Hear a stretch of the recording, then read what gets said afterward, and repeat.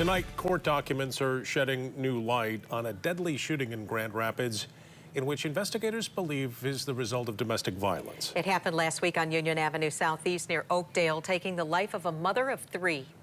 News 8's Demetria Sanders has the latest. Marcus Lofton is facing 2 different felonies for the death of his wife, Alicia. According to court documents, the killing happened 1 day after he was served divorce papers. On the morning of August 17th, Grand Rapids police responded to calls of an unresponsive woman with multiple gunshot wounds next to a home on Union Avenue Southeast near Oakdale. 42-year-old Marcus Lofton is charged with open murder and felony firearm for allegedly shooting and killing his wife Alicia Lofton in that incident. According to a probable cause affidavit, Marcus told investigators the day prior Alicia served him divorce papers and was selling the house.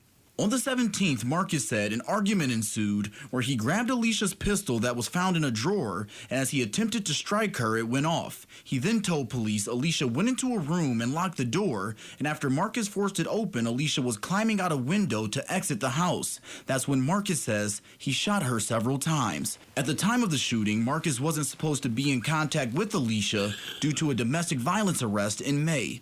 Kent County Prosecutor Chris Becker says domestic violence is on the short list of crimes his office sees each day.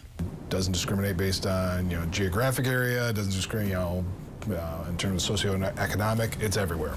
In response to an increase in domestic violence cases, in 2022, $4 million of American Rescue Plan funding was set aside for Kent County's Domestic Violence Action Network. We're looking for the funding. We saw probably our highest level. I think we had five or six domestic violence homicides.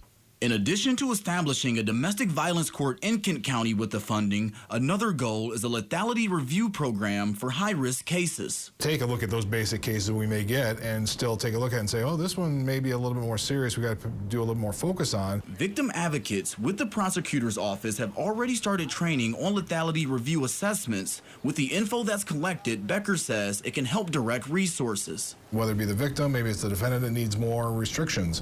It's really responding individually to that case by getting that information. And Becker says it will take a holistic approach to address the issue of domestic violence in the community. It's not just a prosecutor's office, so we have Safe Haven, the Y, law enforcement, it's everybody that's trying to come together to really make an impact on these types of cases. If Lofton is convicted, he could serve up to life in prison. In Grand Rapids, Demetria Sanders, News 8.